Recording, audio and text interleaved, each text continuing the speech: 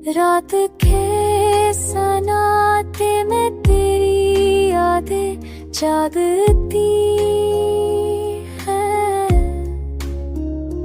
और दिल के जख्म और गहरे कर देती है।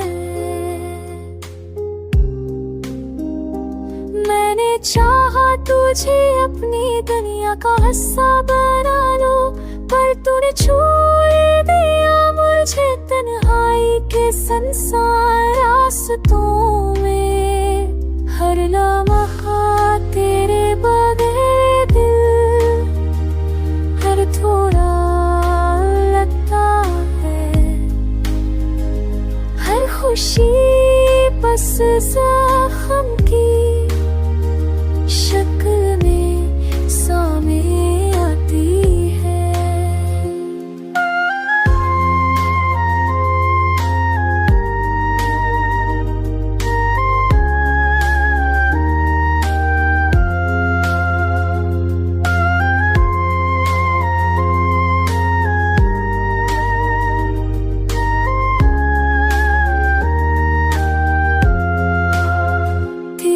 हंसी की गूंज अब यादों में छुपी हुई है, पर हकीकत में बस खामोशी और उदासी रह गई है।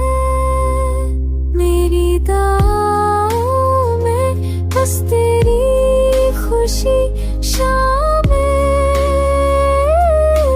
है, दिल के अंदर बस खालीपन और यादों की बारिश है। अब ना आस है न सुकून